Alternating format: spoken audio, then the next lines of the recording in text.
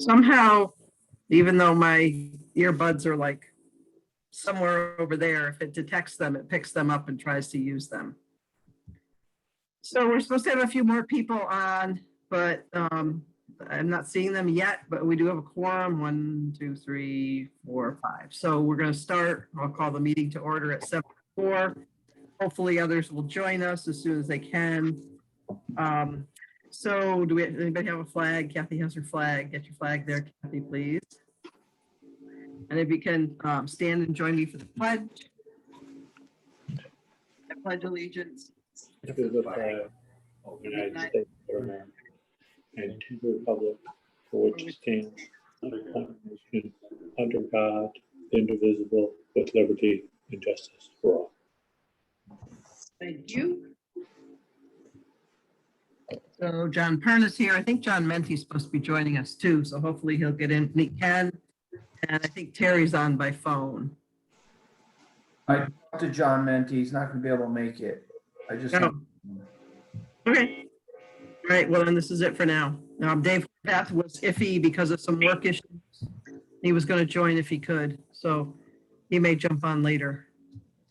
So public input. Does anybody have any public input? Any comments, etc.?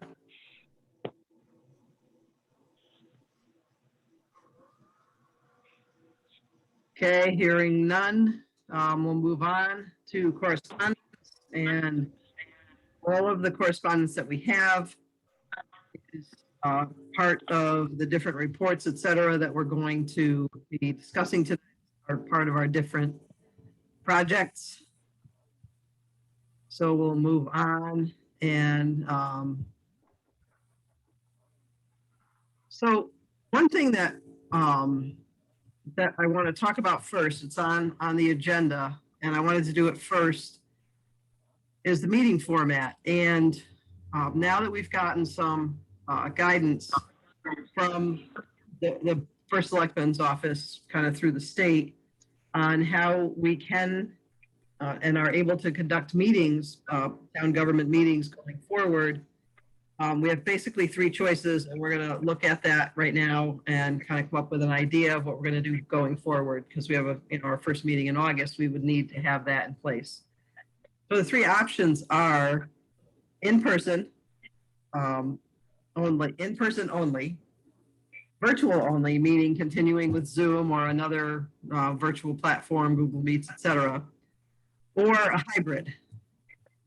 And the hybrid idea, if other people have had experiences with hybrid, they can put that in. But I've asked some questions, and I've also had some experiences with hybrid myself. And it's extremely difficult to do a hybrid meeting in, like if some of us were the team members here, some of us virtual, some in person, it would be different. Now we have to consider the public coming in.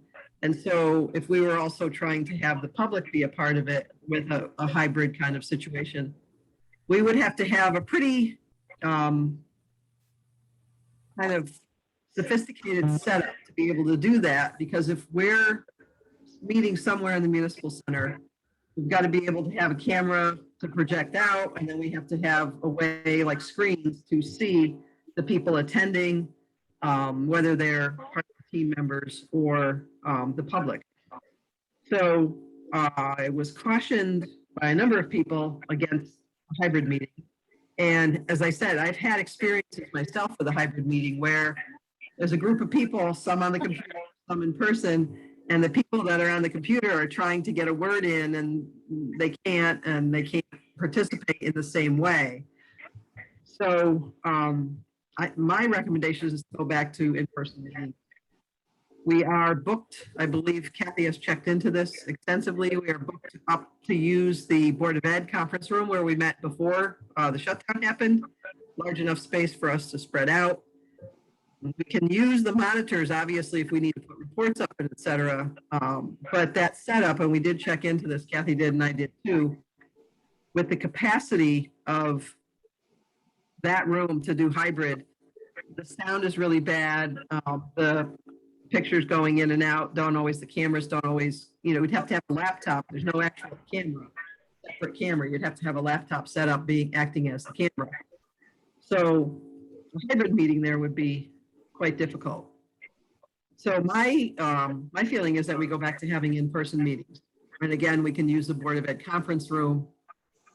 It's larger than the other two rooms that we've used before, meeting room A and meeting room B. And we can spread out some if we need to. So anybody else have any? Dave Olson? Yep.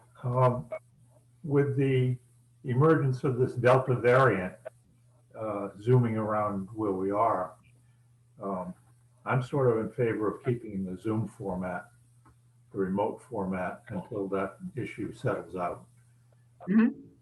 If we were having this discussion, at the same time earlier this year when the COVID variant, the COVID virus was acting the same way the Delta variant is, we wouldn't have this discussion. It would stay with the Zoom format. So my vote is to stay with Zoom and see what happens.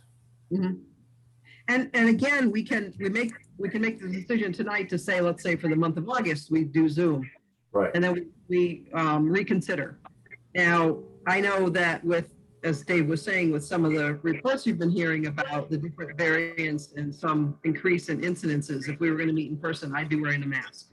I wear a mask all the time when I'm in the municipal center and when I go to the grocery store and other places. It's just what I do.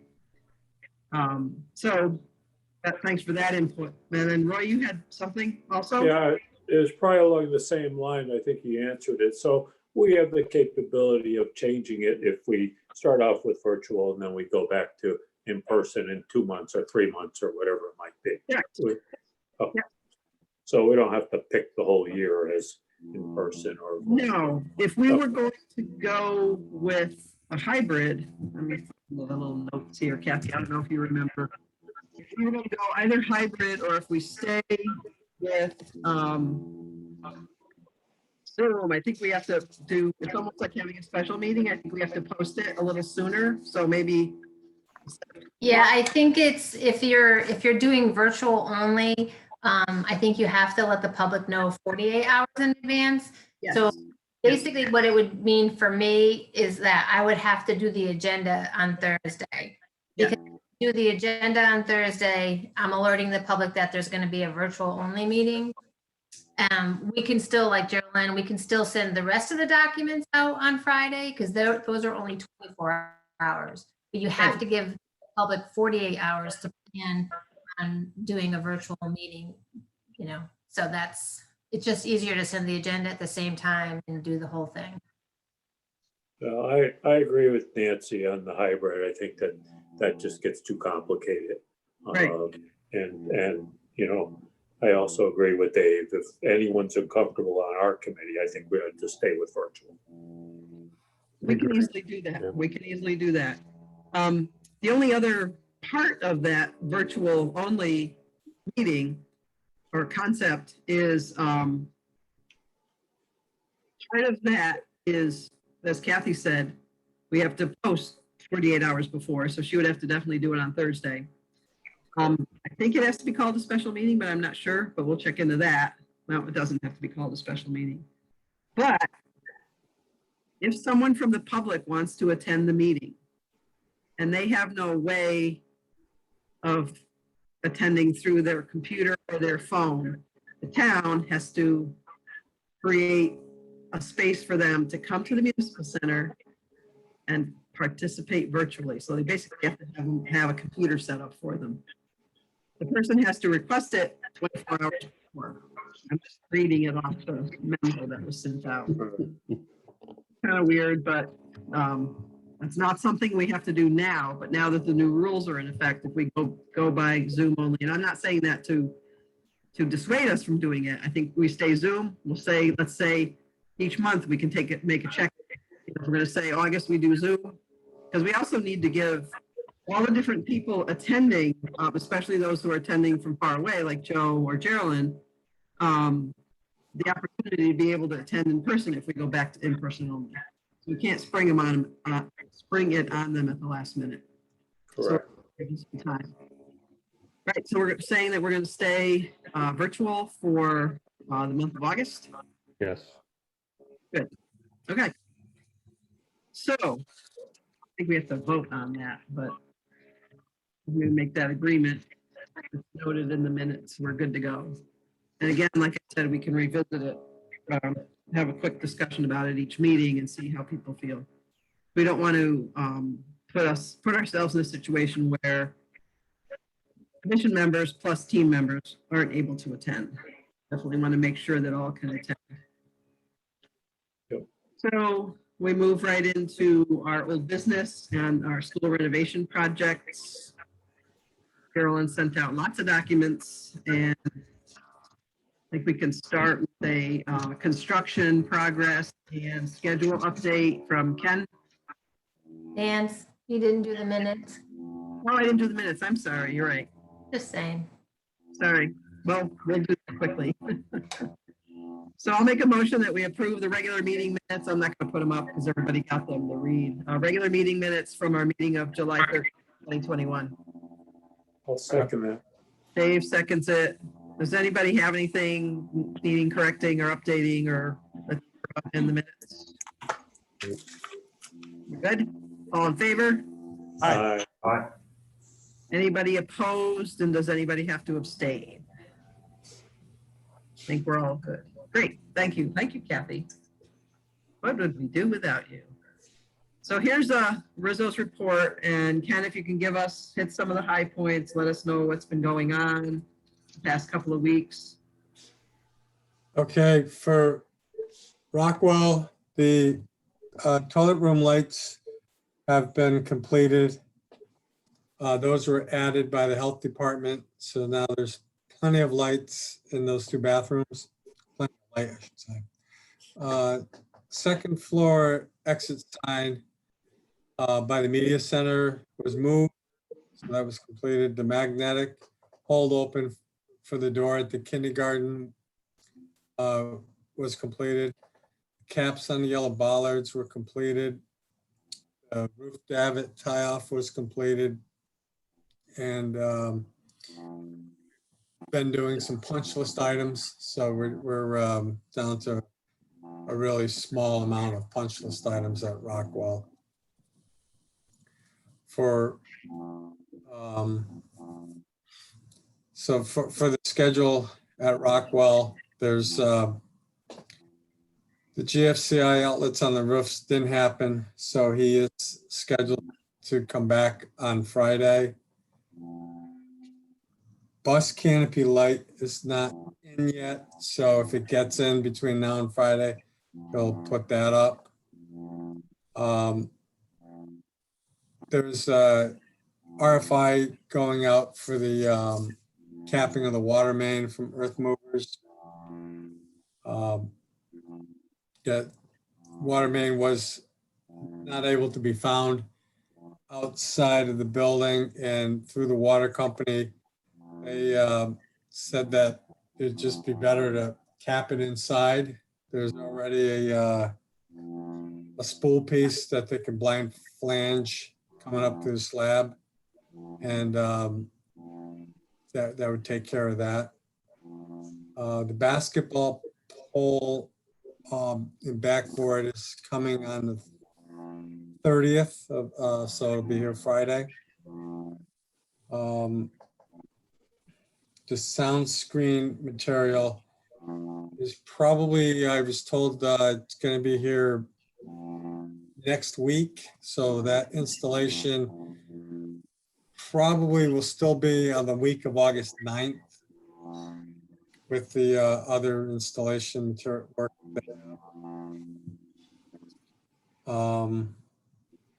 There's a railing going at well by the platform for the week of August 9th through the 13th. For Johnson, Ferguson completed the display case lights. Caps on the yellow bollards were completed by movers, and we've been working on some punch list items. And the schedule is, again, Ferguson's coming back Monday. to do a few things, move the conduit by the front of the school building sign over. And then we've got QSR on a schedule for the platform railing on August 9th through the 13th. That's it. So it looks like a couple of things that are kind of farther out are the QSR, the railing, and then the sound screen, et cetera. So they're kind of mid-August. Yes. I would say the week of the 9th is good. That's still holding good. So the material is going out to the galvanizer. So it's going to be the week of the 9th to the 13th. And are those like kind of the main things that were, other than all the landscaping, that we're kind of still waiting on? I mean, they're needed, but you know, if we ever had to, you know, do something else, temporary railings could be put in. But as far as, you know, it's not holding anything up. And where are we on the, are we going to discuss this sort of in a different place where we have all of the most recent exterior sort of site stuff report from MMI, SLR, whatever they're called these days? Yeah, we can discuss that. I don't know if there's a better time or you want to discuss it now. Well, I think we could do that as part of our construction progress and schedule update, because I think we need to know what are we looking at as far as timing with that also. Is that thing that's going to be looked for by planning and zoning, et cetera, as needing to be completed to get the CO? You know, just not looking at the building department. We have the fire marshal, the health department, and planning and zoning all needing to sign off in order to get a CO. And I'm Correct. you know, go Go ahead. ahead. Well, I think we did get responses from Earth Movers and from Priority today. So you know, the response from Priority is that the outside landscaper came in and cut the grass too short, which he was saying in his letter that it basically inhibited the root development and opened up the opportunity for weeds to take hold. And so he's saying that they should from now on set the mower blades to 3.5 inches. So that way the grass will have a chance to take hold and come back. And so right now he's not taking any responsibility for the weeds. I don't have a response from him on the trees, though. There's 2 trees that he that didn't make it that have to be replaced. And I'll forward this to Geraldine tomorrow.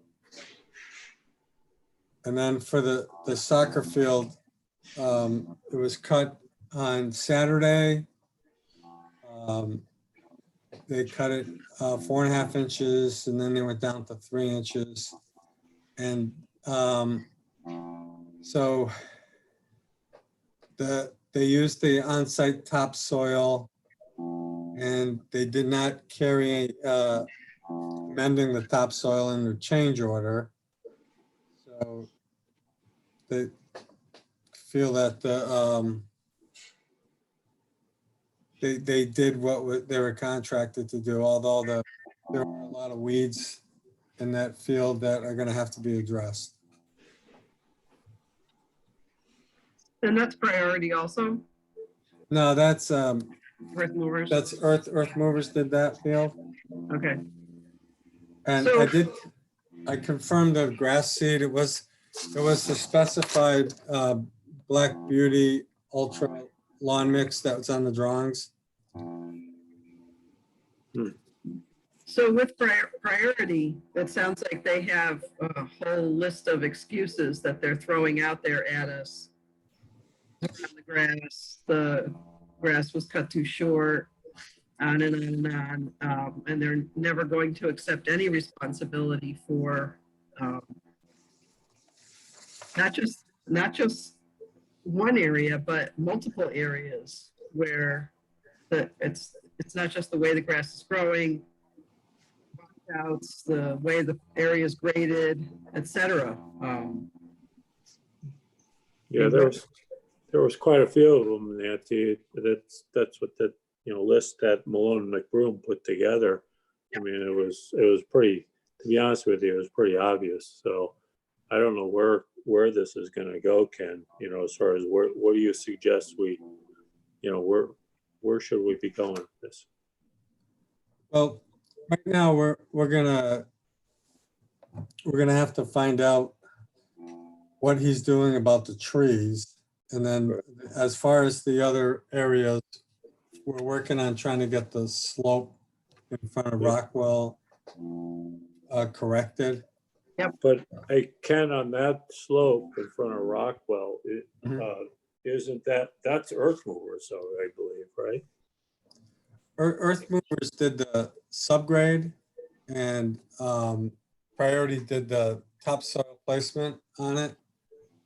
But I think it kind of goes back to earth movers and that the subgrade was not, it was not properly set up. I think Priority just, put topsoil over the top of the grade that earth movers had. So I would kind of suggest that we should bring earth movers in because that double bump setup that's in there on Rockwell was really, in the very beginning as they did the rough grading. We have been talking to Earth Movers about that. Yeah, good. Because the same thing up on top, again, as far as up on the basketball court up there, that sinkhole, and I know we've talked about it, what I don't want to have happen is they just cut a patch out and fill it in and repatch it. I mean, they have to go down to the pipe or to the retainage fence basin down below and find out where the leak is, why all the fines are moving out of there. So I'm just concerned that, someone, from the Rizzo team kind of keeps an eye on them to make sure they actually solve the problem and not just put a Band-Aid on it. Okay, yeah, we'll open it up a little bit and see where everything's going. Yeah, that's just it, Ken. I just hate to have it, unless they get down and find out where the leak is, where it's washing the fines out, it's gonna happen again. So it's just a matter of time again. So I'm just hoping we can get it done once. Where are we with the exterior window trim and the caps that were needing to be put on those? I know they were supposedly done at one school, not at another. So Massey's said that they would provide the caps, but they don't want to be responsible for installing them. They're still firm that it's not listed on the drawings or in the specifications. So at this point, we're at least going to be getting the caps. And I only counted 16 at Rockwell. So that's the only school that we have to do it at. And it's possible that they could be done with a ladder. So, I mean, we could still get them done without getting a lift in and incurring a big cost to do that. Good. So is Massey the ones that did both Johnson and Rockwell? They are, yes. Okay, so do the ones at Johnson have caps? They do have caps at the new building, yes, at the new addition. Okay, and who installed those? Massey's did. And why would they have them at one place and not in another place? He really couldn't answer that, and when I asked him if, you know, why wouldn't you put them on in both? And he goes, well, look, you got them for nothing over at Johnson, so there you go. You know, I can't do it for free at Rockwell. So are they called for on the drawings? Do we know? Was that checked? That's what I was just gonna ask Joe, if he could just double check that. Yeah, I thought Joe was gonna check into it. He already had. Do we know? They weren't specifically called out, but on previous projects and or projects that we've been doing currently, that we've gotten them on every project. So I'm not sure why they weren't provided here. I tend to agree with you, Joe. It's kind of a natural. Yeah, and if they're there for most of the windows and not, so are there some at Rockwell that were installed? Ken? No, there's none installed at Rockwell. And Ken, you said they were installed at the new addition. Does that mean that they weren't installed at the existing building at Johnson? I didn't see any. I missed You didn't that on see my any? trip. So you didn't see any installed, or you didn't check to see whether they were installed or not? When I went around, I didn't see any that were installed on the windows in the elevation that's facing the platform. Okay. I think yep, on the other side. Right. Because I checked those two early on, but they hadn't checked them recently. So again, why would they be provided and installed in one area, not another? Are all of those, they're part of the whole window system, correct? Because of that trim piece that, I don't know what else to call it. It's trim, but it's not trim. It's an extended mullion. Right, so an extended mullion, which is hollow, is an exact perfect place for things to live and grow and get filled up, etc. Why wouldn't there be caps on both ends of that? And if they're on some windows and not others?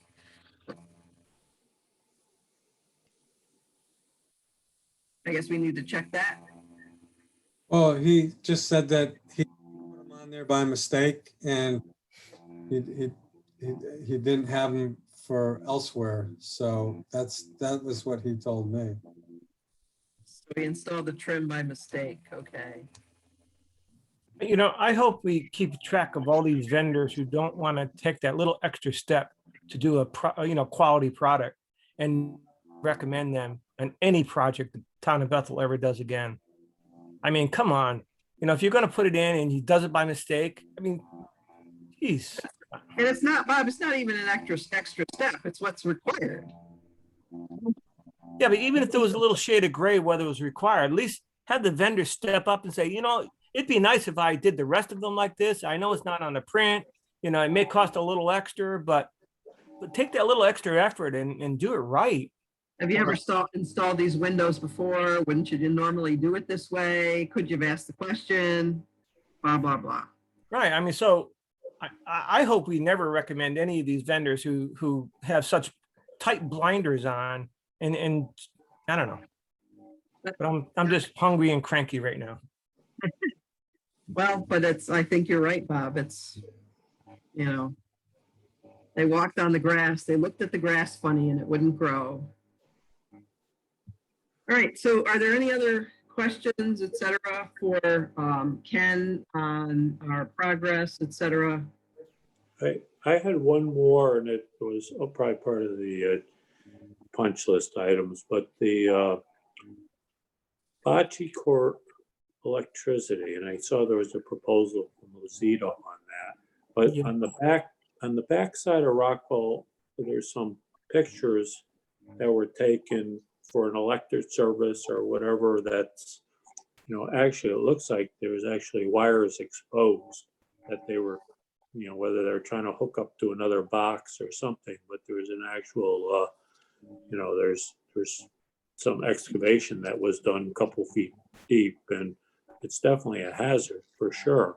And I haven't looked at it myself, but I'm hoping, I'm just trying to find out whether that's the wiring that's going up to the bocce court and whether, who actually did that. Because I don't remember it originally like that. can I interject? Yeah, Right now, we've exposed that area right there with those wires. okay, Because that's where Lucido is going to put the underground box to okay, tie into the building. So Ken was nice enough to expose that area for us. So Okay. Lucido will know exactly where the wires are. okay. And I was told today by Lucido, because he's got 4 or 5 projects he's doing for me right now at the schools. And Yep. so he's got that scheduled to happen very soon. Okay, no, I was just concerned with the safety. I just noticed it, and I know it hadn't been done previously, or, a couple Yeah. of months. Yeah, no, I'll look to make sure no one falls in that. It's not very deep, but it's still, you should be covered up. No problems. At least it's a work in process. I don't, Yeah, yes, that's exactly what it is, Roy. so that's fine, Bob. So, good, thank you. And then, Ken, back to at Rockwell, the water main cap. So you're saying that was part of what was supposed to be done. You were talking about, I think we talked about it a while ago. We wanted to do it when no one was at the school, the camp was done, all that kind of stuff. But now they're not finding it. Is that what's going on? That's it. Yeah, they couldn't find it. And through talking with the water company, they said that you're better off just taking the pipe that's coming up through the slab and just putting a blind flange on it and leave well enough alone. So I suggested an RFI so that we could have it on the record. Okay, so that's gonna be done, but that still has to be done then. And they're still gonna need to do that switch over, turn the water off for a little bit and do it? Is that what's? Yeah, it'll be a much shorter water shut off.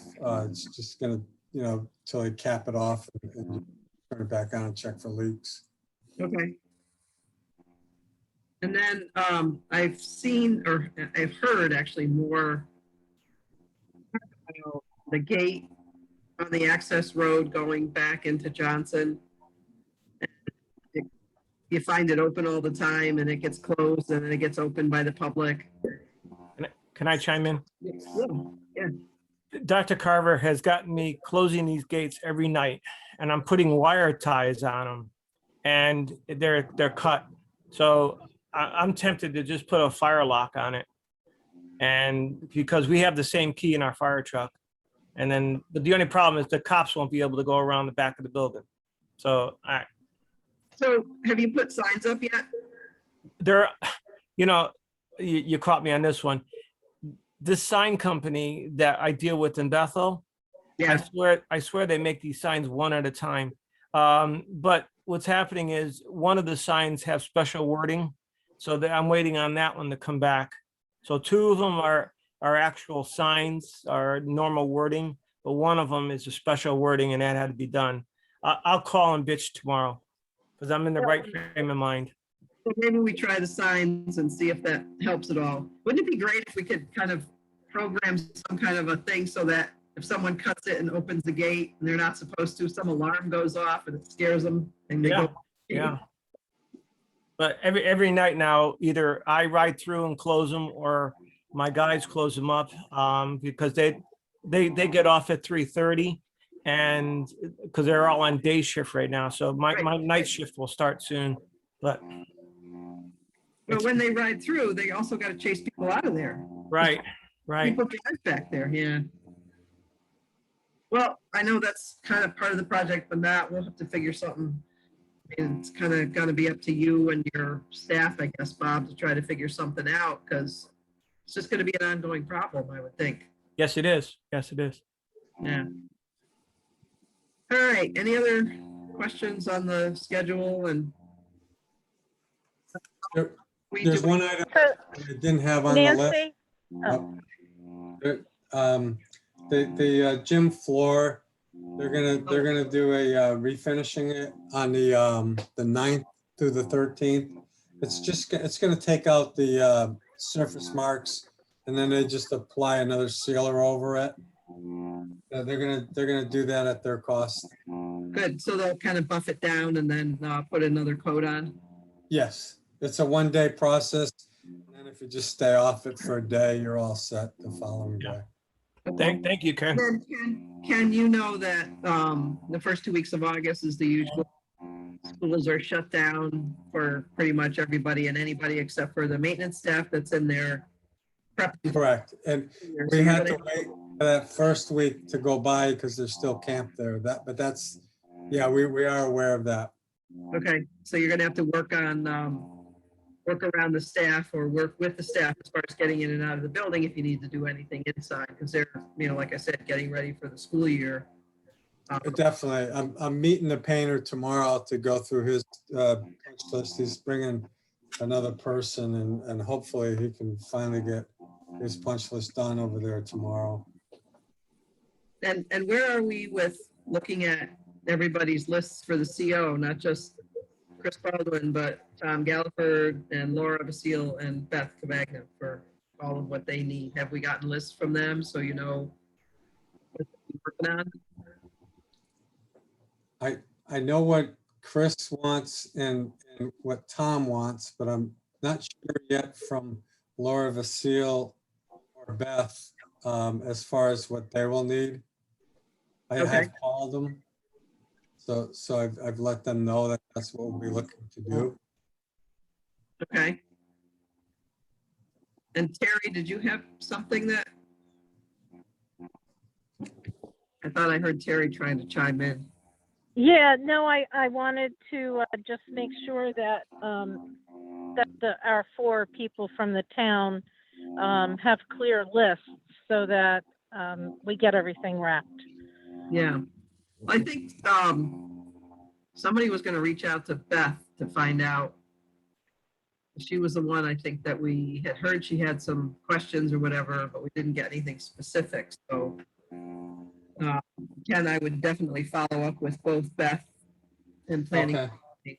and Laura at the health department. And we don't want to be waiting till the last minute and suddenly find there's a whole list of things we need to take care of. Okay, I'll contact both of them to arrange a walkthrough.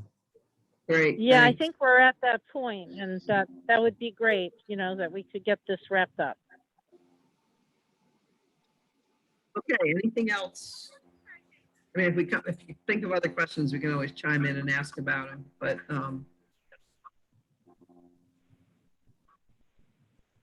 okay, so next is our boiler room project at Rockwell.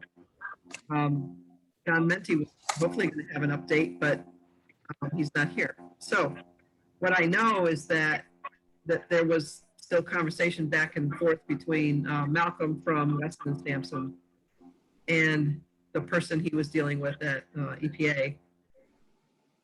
I got an email a couple days ago saying, just basically asking where was the signed, I think, it was for the extra testing.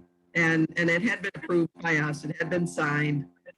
I thought I had sent him or scanned a copy and sent it. So I scanned and sent another one, but they're still working on that report. That's the last I heard. I don't know, Geraldine, if you heard anything further. Yeah. So I'll have to check in with John. It's unfortunate I didn't realize he wasn't going to be here tonight. So, because if something has to be done, it's got to get done now. We can't wait on it, or we could wait till next summer. But it's sounding like we don't have to do anything. I think there's more documentation, et cetera, that has to be done. Federal tax credits. We haven't gone anywhere with that, which we need to do soon. We need to have a meeting and talk about that. So, budget review.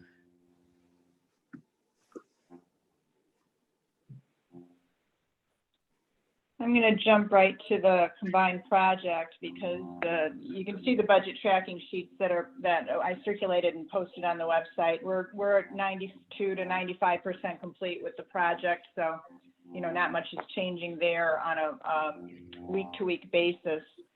But what we have here tonight is a couple of change orders that we're going to look at.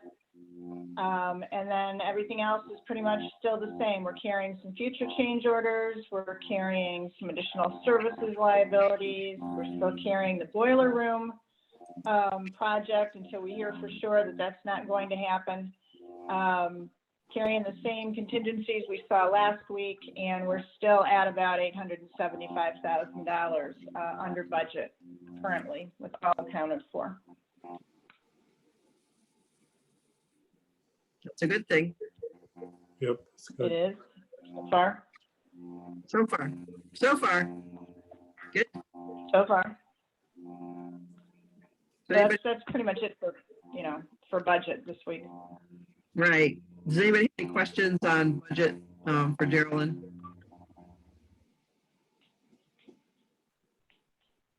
Okay. So now So we have- in terms of change so proposed change orders are the next item. Yep. I'll start with the one at Rockwell for Lucido. This is to make the connection. So we know that at Rockwell, this is the bocce court power issue. So we know that part of the contract documents, Ferguson did provide new conduit and wiring from the bocce court to the building, but the drawings did not address what to do at that point. So nothing was ever run into the building to a panel. Instead of going back to Ferguson, Bob solicited this quote from Lucido, and as he said, the work's scheduled and about to start.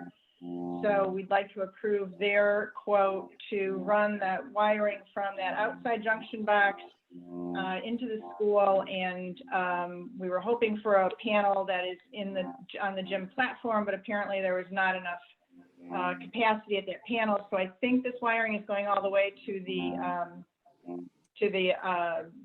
mechanical room, as I recall, which is why it's $4,316. That's correct. I'll make a motion that we approve that for Lucido. Second,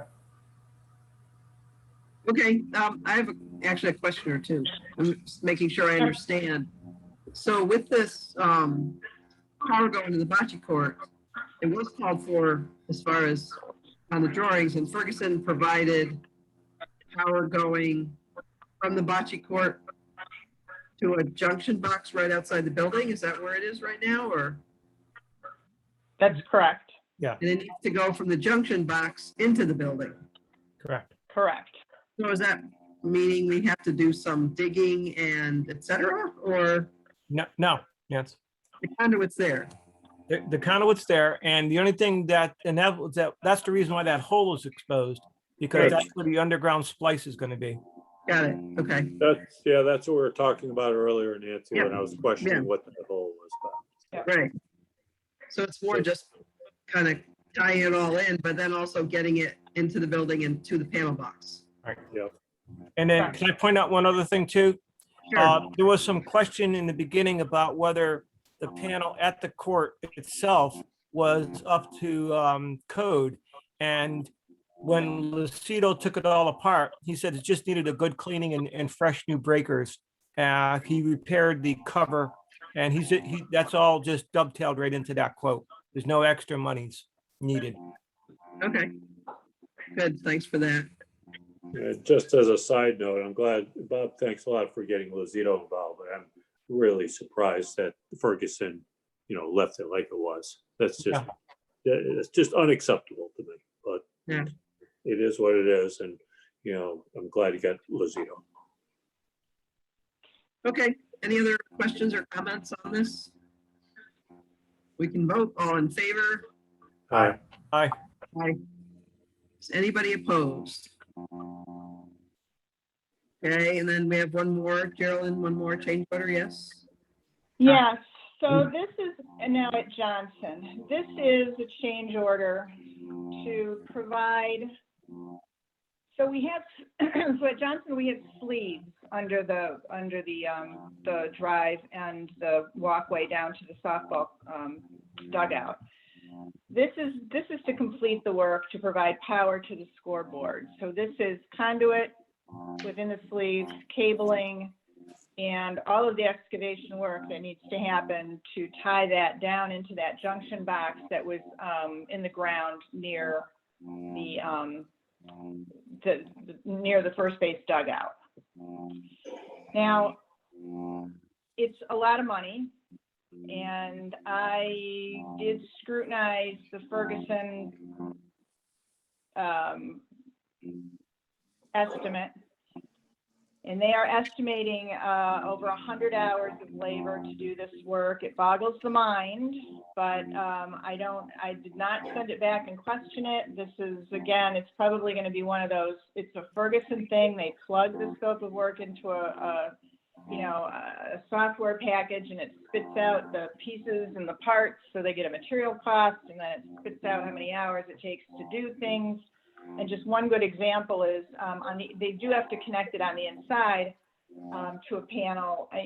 They've got 3 hours to remove and reinstall ceiling panels. So it's like those kind of things that just kind of boggle the mind, but I don't know that there's any way to push back on this and get them to do the work. So Why do we have to have Ferguson do the work? It's a scoreboard. Why do we have to have them do the work? We do not. Why can't we get a price from Mosquito? That would be a possibility. This That- work was when not in Mosquito- their original contract, right? It should have been because it was existing. The scoreboard was operational. There was conduit that went from the building underground down to the junction box at the first base dugout, and then fed at the dugout. There's some switches, on off things, some plugs, etc., that help run the scoreboard. Then from there out to the scoreboard. That was fully functional and fully operational before the project started. So it should have been part of what they did and what they kept in place. And I don't know if we would have caught this. Well, we probably would have caught it at some point, but a couple of months ago when we were discussing getting the handicap access path down to the softball field, Ken mentioned that there was a piece of conduit that they found with some wires in it. Don't know where that went. Well, now we know where it went. It went to the scoreboard. It came from the building down underneath. Probably got dug up when they were digging up the access road and digging up and making the little addition and all that kind of stuff. So yes, it was part of the project. It should have been part of the project. So it should have been part of the project. The contract documents did not address this situation at all. They didn't say remove the control that was on the exterior of the building. It didn't say preserve. It didn't say salvage. No information was included in the drawings and any of the contract documents about this situation. So the presumption is that it was all demolished, that there was a note on the drawings that said remove all components of the electrical system. This kind of got caught up in that direction. So at the end, so today we have, as Nancy pointed out, no power to the scoreboard, and we do need to restore that as part of the project. Now, a question when they were doing the demolition might have been nice, but it didn't happen, and it really wasn't addressed until this summer, until after the fact. Now, to go back to John's question, we can solicit a price from an alternative electrician. This work, I believe, would be reimbursable as part of the project because of the nature of the work. It was omitted, the information was omitted from the drawings, right? And it was work that was existing that wasn't preserved as part of the project. Now, I can't be sure. They also might look at it and say, oh, you're powering a scoreboard on a field that is outside of the contract limit. So I'm not positive that it's a reimbursable expense, but I do know that if we use an alternative contractor like Lucido, it would not be a reimbursable expense.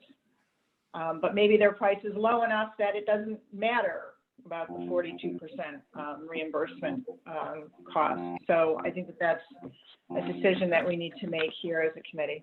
The pipes Geraldine, in- the pipes in the ground already and there's pull strings, right? It can't be that hard to get two other prices, Lucido and somebody else. Sure. That's a lot of money for a pipe that's already in the ground with a pull string. and It's not Geraldine, already in the ground though. Only the What's that? sleeves going under the pavement are installed right now. Right. Joe? oh, I was going to say that this work is within the contract limit work line. The dugout Okay. and back to the building is within that limit line. Okay. So a there's no better power chance running than- to the actual scoreboard. It's running to the box at the dugout. Sure. So the scoreboard's not part of the contract. Correct. So we're within our rights to get another bid from Lucido or somebody, right? Let's do it. Sure. Two bids, not one. Lucido and somebody else.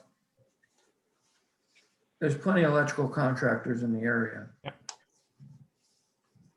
So who's gonna do that?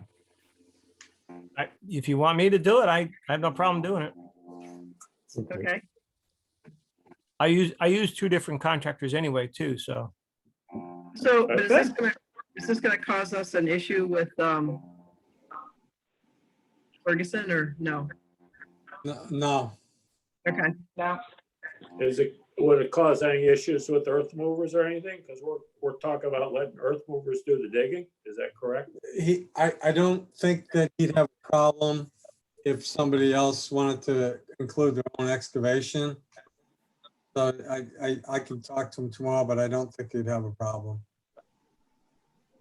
but they can still do the digging and have a different Right, electrician on there, so. Yeah. If the electrician's not gonna provide digging, that's, you know, That'll drive up the cost if they have to bring the ditch switch in. yeah. that's why I'm thinking to let earth movers do the digging and if Okay. Bob pick up some electrical and electricians and get some prices on that.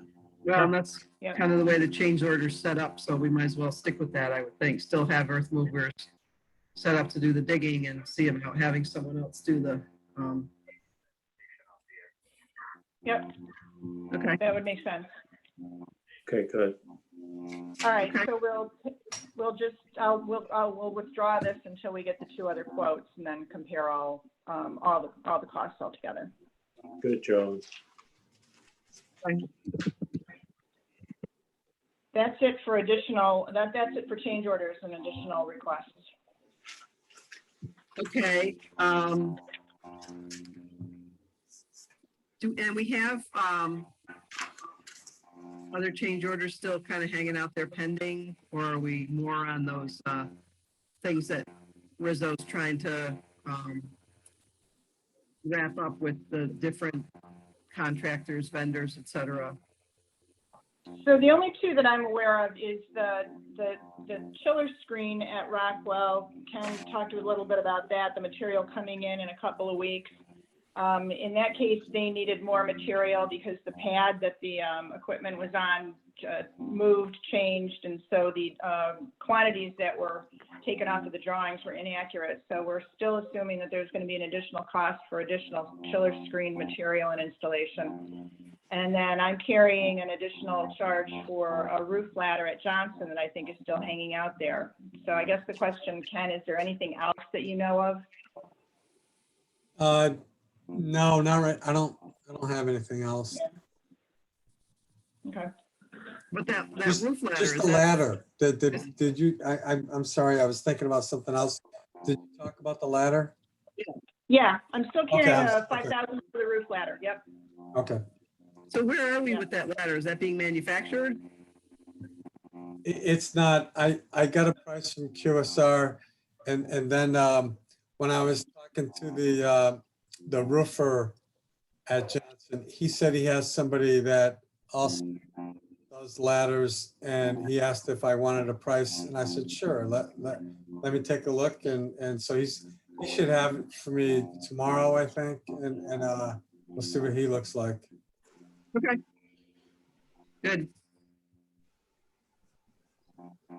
Okay, so back to the agenda. So professional services, additional service requests. So where we are with that is continuing to consider this.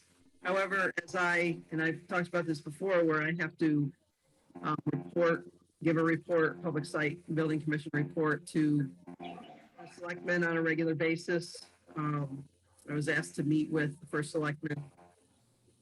We had a meeting last month and looking at, it was basically looking at the closeout of the project, looking at, we're getting to the end, looking at what kind of where we are with budgets, et cetera. Geraldine was really helpful in you know, providing the stuff she usually provides to us. And we're kind of put in the position then of the first selectman wanting to review some things further. So it's kind of like the same situation of us as Public Site and Building Commission not having specific authority unless we're given it by the Board of Selectmen. So there's some considerations being made, some reviews being made, et cetera.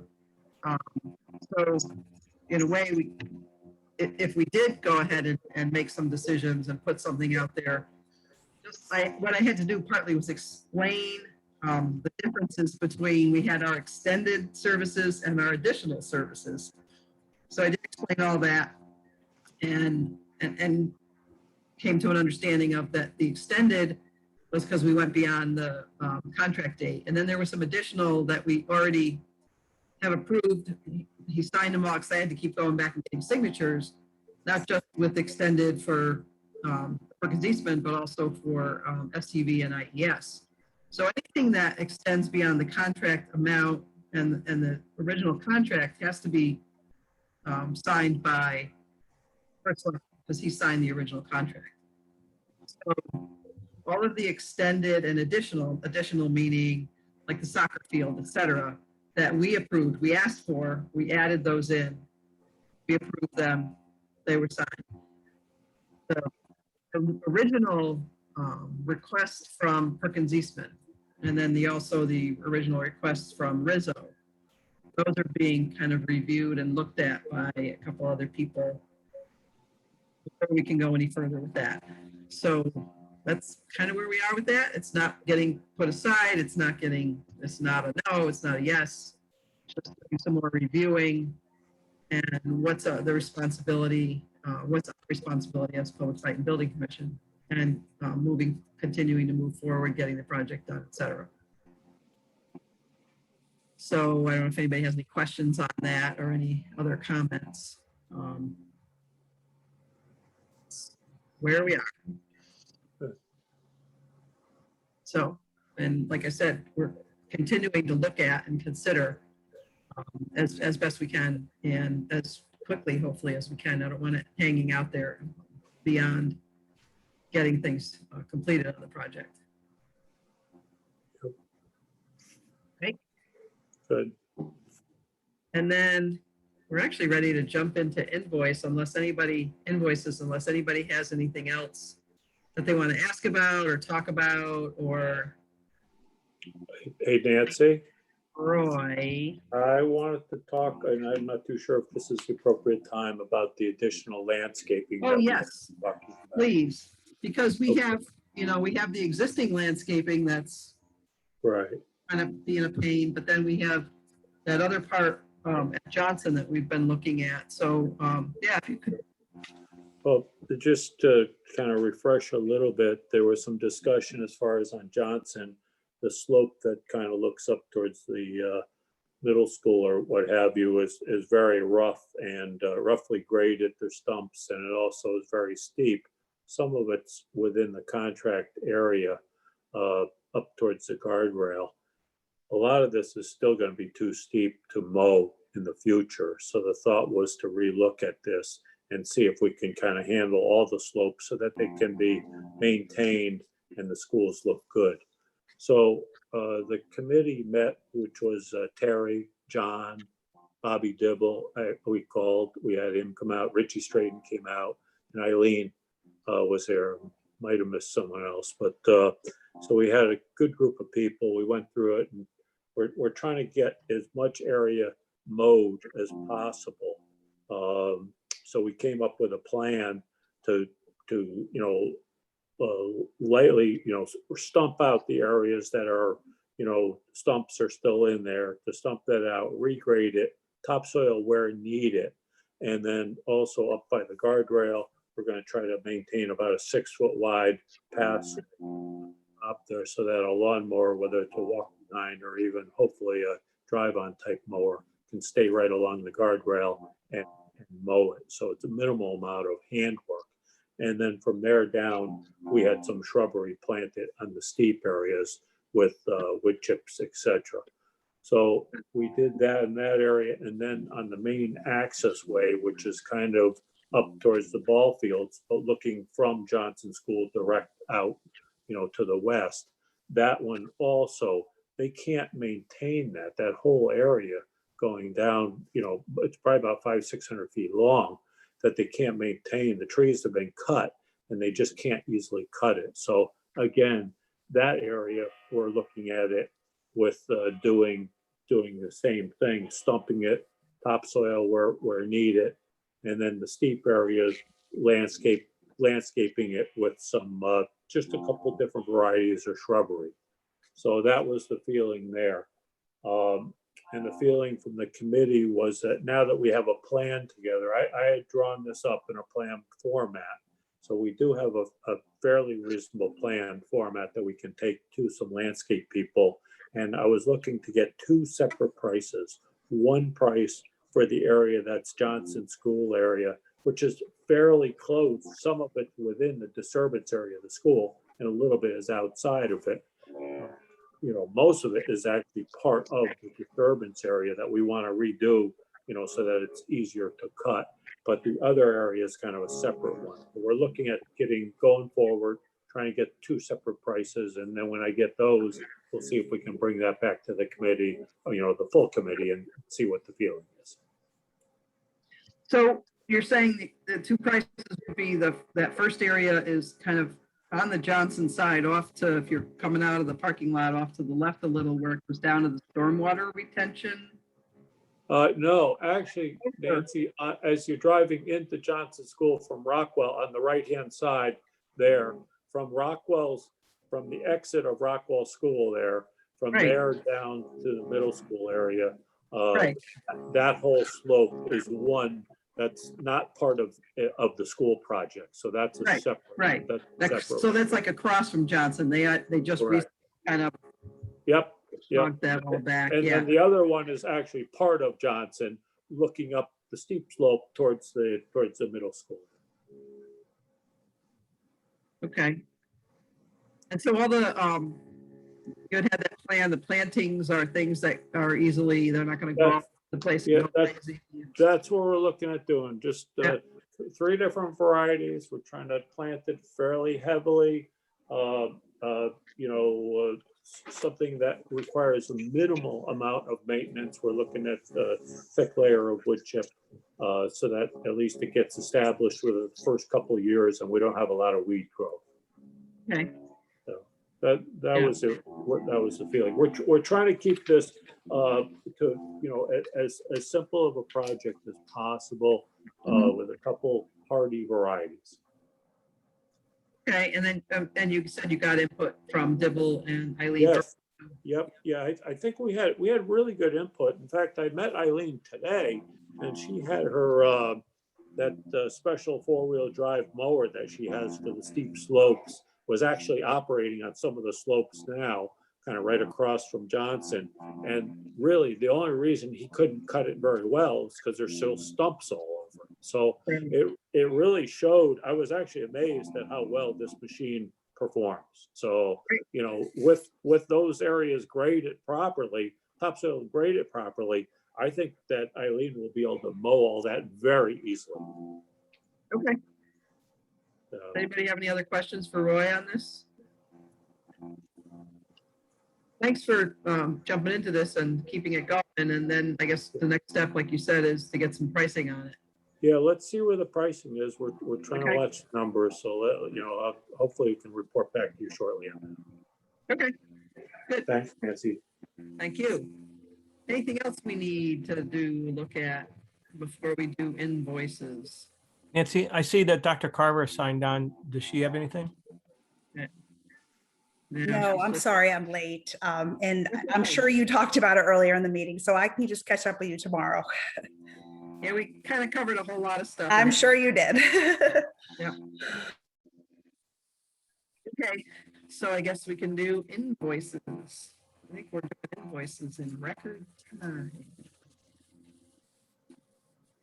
So what do you want to do first there, Geraldine?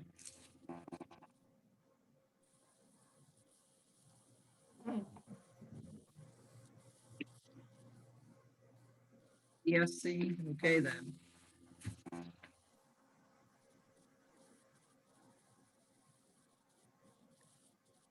So I'll make a motion that we approve ESC invoice number 1887699 for Johnson Security in the amount of $1,068.75. I made a motion. I need a second. I'll second that. Okay. And then I have a question, like it says remaining contract to bill $56.25. You're muted, so we can't hear you. Geraldine, you're muted. Yeah, I don't know what's up with that. I thought this should be their final invoice. They have completed all the work. They were up there last week, reprogrammed the earphone and gave the staff at Johnson a little bit more tutorial on how to use the access door control for the vestibule. They left some spare parts with the custodians and got a handful of cameras that I think weren't operating are back online. Yes. I hope that's true. That's true. And I had Nick D'Agostino, review all of this stuff with the folks at ESC. So I do believe the security work at Johnson is complete. I don't know what they're waiting for to bill that last $56. So It's gonna break the budget. All right. Yeah. So that, any other questions on this? All in favor? Aye. Opposed? Done. And then we should have another ESC. yes, this is at Rockwell. This is to close out the audio-visual scope at Rockwell. And again, I had Nick D'Agostino review all of this with the folks at ESC. They went through the punch list and things that had been outstanding. They're satisfied that all the work is done, and so are we. So this will close them out on Rockwell. Okay. I make a motion that we approve ESC invoice number 1187696, the amount of $18,691.20. Second. Second from Dave Olson. Any questions, et cetera? All in favor? Aye. Aye. Opposed? Done with that. So IES? I actually have a couple of other IES ones. Did they come in too late or? They just came in yesterday. I didn't send them around. So we'll hold those until next meeting. This invoice happens to be something that didn't arrive, fell through the cracks. It's from June of 2020. And we were alerted to it by a past due statement. And sure enough, we had not ever dealt with this invoice. So, so here it is. It is for Johnson, and it is back at a time when they were still doing commissioning services last summer. Yeah. So I'll make a motion that we approve the IES invoice number 14938 for Johnson School Obviously, they're not charging us because it's overdue, which is great, but for $816.25 from June 12, 2020. Second. Second from Dave Olson. All in favor? Aye. Done. So the other two that I have, we'll wait for this meeting. Okay. Yeah, Okay, and then we should have two for STV. yes, 2 for STV. So Johnson, I make a motion that we approve the invoice from STV DPM, invoice number 90021455 for Johnson in the amount of $4,368. Second. Dave Wilson seconds. Any comments, questions? All in favor? Aye. Aye. Opposed? Done. And then I'll make a motion that we approve the invoice number 90021456 from STV DPM for Rockwell School in the amount of $2,002. Second that. Roy seconds. All in favor? Aye. Aye. Opposed? Done. And then looking through, I don't have any other like prior ones that we're waiting on, except for those IES ones that just came in. All the other ones I have are, I think, duplicates of one that we dealt with, so we should be good with that. yes. So then, I guess we should be getting probably a Rizzo application for payment, I would think. I would hope so. Yes. Yeah, okay.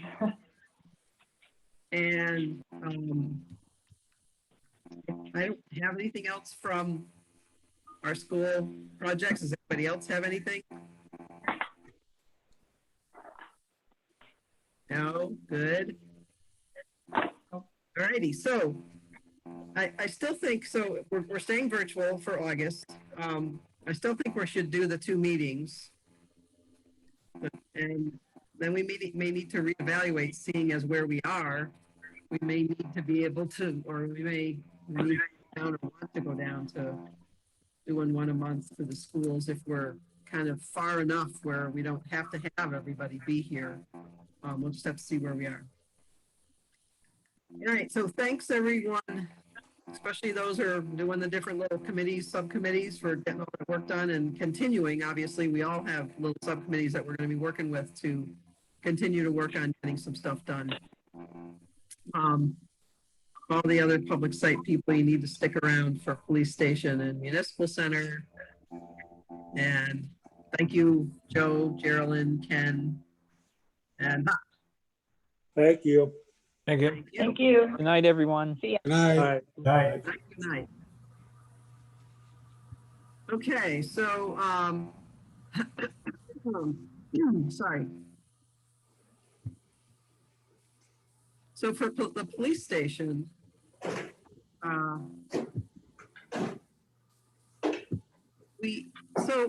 drove by there yesterday, actually. And they're making progress on the coating. So I had seen Rich Straighten earlier last week, and he was like, how come it's white? It's not supposed to be white. Well, of course, it's white because that was the primer coat. So the primer was actually just a bright white. So they finished the primer. When I went yesterday, I was dropping off some stuff, but then also going to go down and check it out. You can tell when they're working because all the police cars and the staff cars are up top. They're keeping them away from the building. And which is a good thing. They had completed the second coat almost. So I could see that the sort of tan color that they picked out pretty much all the way around the building. So I went down, I ran into Chief Bugner. He said, go down and take a look. So I did go down there. I talked to the painters a little bit. They were removing some masking that they had put on the gutters and doing a little cut-in work because you could see the white primer. and it looks good from far away. When I got up close, you could see, because they're rolling it, they're not spraying it. It's kind of a thick sort of thing, and they're rolling it with big, heavy, nappy rollers. And I could see in just little spots here and there, the white primer showing through. So I mentioned that in an email to Downs and asked again, are they going to continue with the work as best they can for the, when's it going to be done? And he said they should be, so they got to finish the second coat. So that first coat is almost done. They're going to finish the second coat, which they'll work on starting tomorrow, hopefully. And then they got to caulk that upper flashing along the roof edge all the way around. So that's the second part of that sort of waterproofing coating. And then we wait 21 days, then we do a water test. So that's where we are with that. And I'll drive by again sometime and give it another check. And that's kind of pretty much all we have with that. I did ask, as we go into the municipal center renovation project, apparently there's some federal funding coming down to the states and then getting distributed out to towns, municipalities to use for projects. And I believe it can be used pretty much for anything. Like, it doesn't have to be construction. They can use it to update the IT system or whatever. But it sounds like they're looking at using it for some construction projects. And I asked if it could possibly be used to finish fitting out the firing range. And that's, I think on that, they're making up a little wish list. So hopefully it'll be on that wish list. So that's what I got on the police station. And I actually had an email, I don't know, a couple months ago from Brian Humes asking, could we pay him? And I said, once the firing range is nice and waterproof, we can do that. So that's still pending. And then the municipal center renovations. So I think I told you at the last meeting how, there's kind of a big push from different members of the Board of Selectmen to kind of get going on this. And we're still looking at the possibility of doing it as two separate projects, so we're not tying up that whole end of the building all at once. And at our last meeting, John and Roy talked about meeting up with Peter Eckert, the architect. And so they did last Friday, not this past Friday, but the Friday before, correct, Roy? Yeah. Yeah. And kind of took a look at all of it. And Peter said that he felt with the way the plans, so we have a complete set of plans for the lobby, the GP room lobby. We have a complete set of plans for the locker rooms. That was the locker room plans were the ones that went out to bid. We got that one bid from Holly, didn't have prevailing wage, couldn't use it. I'm not sure if that configuration of the locker room is still what needs to be done. So we're going to have to revisit that. If those plans have to get redone, that's a chunk of money that's going to have to be spent. Don't know if that'll come out of that grant money or not. But if we keep it the way it is, so I think John emailed me afterwards and said that if we look at making changes, we could spend, another $50,000 on design work and structure, etc. The way it is, try to get stuff ready to go out to bid. We might have to spend maybe $10,000 on everything ready. That's pretty much what you remember, Roy? That's correct, Nancy.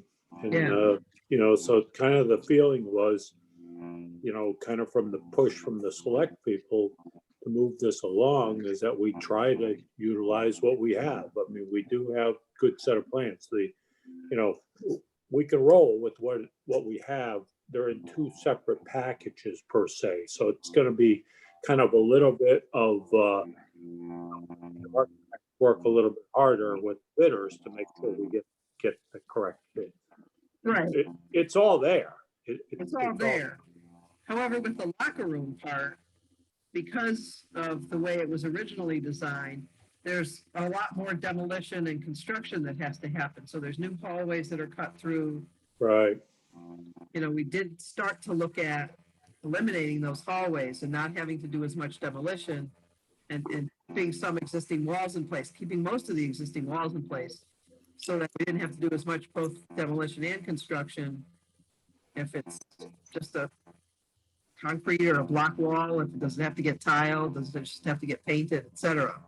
But that would require spending some time and money on plans, since I think that would also require redoing some of the sprinklers and the electrical, et cetera, et cetera. Right. And I'm not sure kind of who's going to make that decision as to where do we go with that locker room part of it. GP room is pretty much set and ready to go. GP room lobby, but the locker room, it's like, where do we go with that? And then, But the feeling, with John was, maybe we should just roll with what we have to at least get some bid, go out and bid it. I mean, we do have something that's legitimate right now. And it's kind of like, I'm gonna call it shovel ready per se. To give the select board, a comfort level that we do have a, shovel ready project per se. And maybe we should just get out there now. And see what we can find price wise. right. So the other part of this is, I think I might have mentioned this at the last meeting too, where Eileen Earl had at some point before COVID at a conference or whatever, met a representative from a company called Gordian. Yeah. And they provide project management and procurement services to whoever, a lot of municipalities.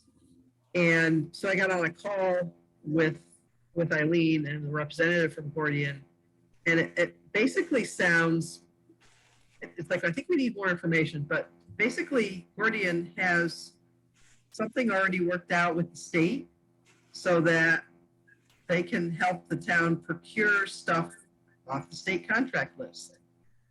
And so it sounds like we don't have to go through the bidding process or an RFP or any of that. Almost sounded too good to be true, but it's worth checking into further. And Eileen was going to do some more checking. So, and I don't know who makes that decision as to, do we just go ahead with this? Because Gordian, the woman from Gordian kept telling us, well, because we're members, meaning the town is members of the COG, the Council of Governments, the Central Council of Government, Connecticut Council of Government. We have a contractor, just one contractor assigned to our area that would then do the project. They would hire a bunch of subcontractors. They would help procure the materials. They would, again, almost sounds too good to be true, but they take you through they do the project management, et cetera, et cetera. So I'm not sure if the town can do that, like on a larger project. Do they have to do competitive bidding? Does there have to be an RFP put out? Do we have to have, more than one bidder, et cetera, et cetera? So again, we're checking a little bit more into this, and some different kinds of, using this sort of already approved list, whether it's vendors, contractors, et cetera.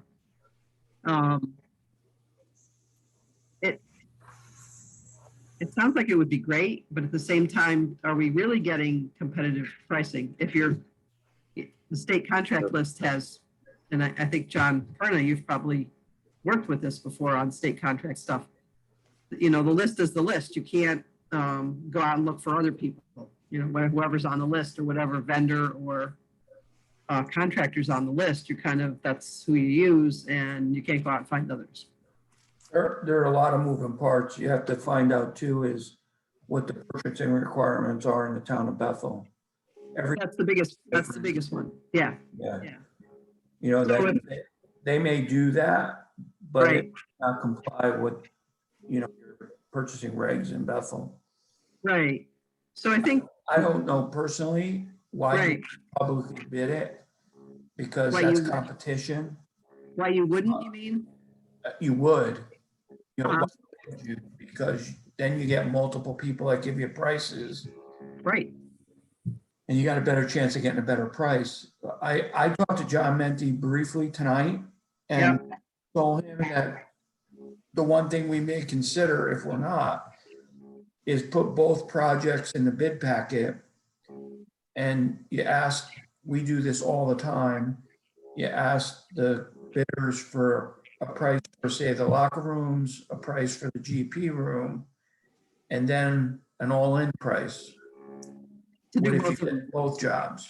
Right. Okay, Because then the person doesn't have to mobilize a second time. right, Always work out that way, that it's cheaper or yeah, more expensive, but yeah, definitely an option that I would use as a mechanism for us, right. in hopes of getting a better, better pricing. True, true.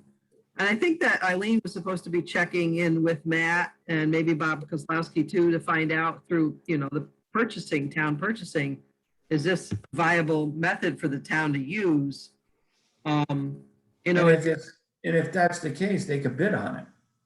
And it still gives you the ability to get other prices to see if it's, Right. That's true. Because it sort of seems like in listening to this woman speak, it was as I said, a phone call kind of meeting with Eileen and this woman from Gordian, representative from Gordian, talking about, let's say you need 5 toilets, and then we have a book, and it's kind of probably like an RS Means book or one of those, you look it up and there's the cost of the toilet and to install it and et cetera. You times it by 5. Well, yes and no. So we work off of what's in our, we work off of what's called the DAS. So Yeah. that's the state pricing. Right. That doesn't always mean you're getting a good price. Yep. These Yeah. person's qualified. Yeah, I mean, they're qualified, which saves some steps. So Right, but you doesn't save some money. necessarily save costs. Right. Right. Yeah. It might not save a cost of getting the toilet and installing it. But it may save some costs in overhead and profit. Or shortening the process. Yeah, and it does shorten the process up. Yeah. It sounded like for a small project, like if you were gonna, I don't know, add some bathrooms down at McCower or toilets down at McCower Park, you go through the state list with this Gordian group and they get you the toilets and somebody to install them. Yeah. For a larger project where you've got a whole lot of moving pieces, you got electrical and plumbing and tile work and ceiling stuff and floor stuff and on and on and on. Are they actually going to coordinate all of that and help with not just the procurement of it, but the installation of it? So, Right. Then the other the element that's involved is if it's money that's given to you, it usually has stipulations in it on chiro, prevailing wage. right, They tie a bunch of things to it. You have to have a certain minority, so that all has to be found out if it's money that we're being given by somebody, whether it right. be or state. Yeah. Well, and that's another thing I keep asking is, are they just going to hand us the money or do we have to apply for it? No, for which we do want to have some shovel-ready projects to go so that if it is handed to us and we have stipulations as to how to use it, we may have to create some paperwork to verify that the stuff was done in a certain way, but we may not need to do the application process. Still waiting on more info on that.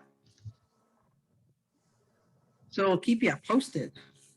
So I don't know as we can make another move with the municipal center renovation until I get some clarification from both Eileen and from Matt Knickerbocker. Okay. Hopefully, and I think I'm going to try to push for that by the next meeting, because if we want to Yeah. start to get the information out there, even if we do put an RFP out, kind of want to do it soon because it could be a good winter project for someone to grab onto and want to do in the winter. I agree with you, Nancy. I think the timing should be very good. Yet, if a whole lot of people are getting these grants and everybody's going to be running around trying to fix their whatever in their municipal Yeah. their town hall or whatever, and there's going to be a lot of work out there, and hopefully we can grab somebody before they get too booked up. So, I think some of the Okay. private work is going to slow down. that could happen. That could. All right, anything else anybody has? We're stuck with the whole camera thing. Kathy's not going to be with us in August because she's going to go on vacation. Yay! Good for her. All right. So, Jolene's going to be here with us. That'll be good. Yeah. And are you going to be able to, are you putting the agenda out or is Jolene putting the agenda out? I'll put everything out before I leave. Okay. She should be, and if not, if something weird, whatever, I'll have her coordinate it, but I should all out beforehand. Yeah, so when are you leaving? When are you gone? I'm gone the whole week of August 8th. I'm hiking Mount Katahdin. All right. Really? Are you really? Oh, you better put a lot of pictures up. That's gonna be excellent. It's for my birthday. That's my birthday. Happy birthday, happy birthday on Mount Katahdin. Yeah. Somebody better bring a cake up there. A long way to go for a cake. That'd be fun. All right, good. And then I'll bring you invoices. Okay. Okay, so since John Mente's not here, who's gonna do it? Motion to adjourn? I'll second it. All in favor? All right. All right, thank you and good night, everybody. Night. Night, everyone. Everyone, thanks a lot. It's 8